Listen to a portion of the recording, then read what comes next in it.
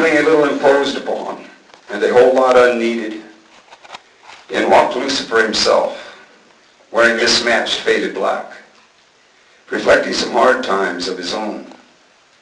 Terminal neon, unsurrealistically real, as they keep slipping back into the familiar, broken dreams, the falling tears everybody feels but nobody hears.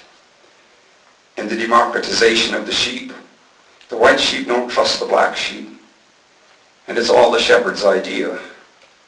Terminal neon, the Third World War. The Third World is poor. The Third World War against the poor. All over the world, the ruling class rich. The Third World War against the poor. Terminal neon, human weakness turned, addictions and other needing crimes. Battlegrounds littered with self-respect. Rage and frustration, the real desperation. Serial killers become the high priest in the culture of death without ritual. Terminal neon, the angel of mercy, hasn't been showing much mercy these days. The have-nots want it, need it, pray for it. What the little things mean. Everything all adds up. Human being, voided, humanoids, terminal neon. It's all very strange. Feeling a little imposed upon, and a whole lot unneeded. In walked Lucifer himself, wearing mismatched faded black, reflecting some hard times of his own. Now, one of the reasons I don't vote, all right, is because it's a cultural thing. See, when they started the democracy, majority rule, I came from the majority, so they just conveniently called us the enemy, and we didn't get to have it, we didn't get to play. Oh, but incidentally, if you were black, you were property, and you didn't get to play in this majority rule system. And if you were a woman, you were mentally inferior, so you didn't get to play in this majority rule system. And if you are a white male that did not own property and had no taxable value, you didn't get to play in this majority rule system. So this majority rule system was decided by the smallest numerical minority that was here. See, there's a it reflects some type of reality to me.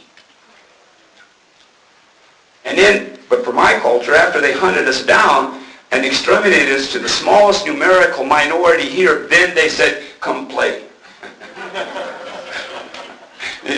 I still have an attitude, and I'm going to have to come back 8 or 9 or 30 times before I'm going to get rid of it.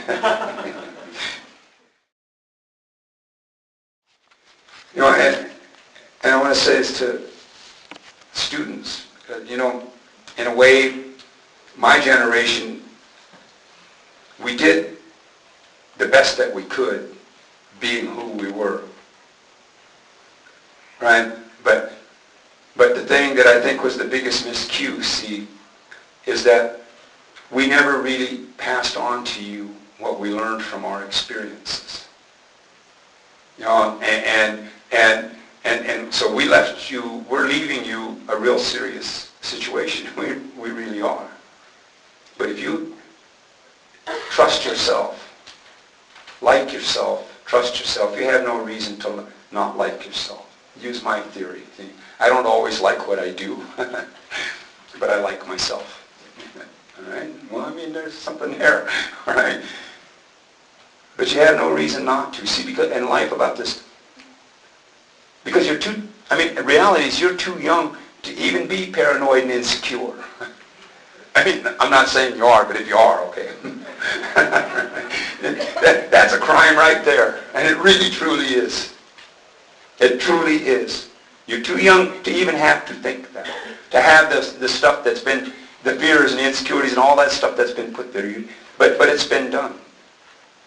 But I'm saying there's not anything wrong with you in the essence and core of who you are. And to trust yourself as a human being. Because whatever's going to come on, there's going to be challenges. They're going to really be there. And if you come back to my generation and ask us, and if we're honest and if we're truthful, we'll tell you. If we're honest and we're truthful, we can tell you and show you where the disappointments were. were the promises we wanted to believe and that we believed in how we were betrayed on those promises. We can do it if we choose to do it. You know, I think we have a responsibility. This generation has a responsibility to say the truth to the next generation. I think it's our responsibility to say, you know, because the people that are falling within I'm 62, the people that fall within my age range, we know. We remember the promises that we believed them, maybe wanted to go with it, but in the end we know we were lied to. See, this is about passing on knowledge. See, as a political activist, when I came out of that area, and I don't see that we did it anywhere, but we didn't say to the next generation, look, these are the real mistakes, right? These are the things to try to stay away from. And what I'm going to just say, the biggest mistake that I see about it is we didn't understand the power of our own intelligence. And we emotionally reacted to situations when we should have been coherently thinking. When we should have been coherently thinking about what we were doing, we were emotionally reacting. So we had accomplishment, but whatever accomplishment we had, we're still trying to fight the fight to stay alive and have our be respected as human beings. So I'm just saying, we inject the thinking part. Bring it.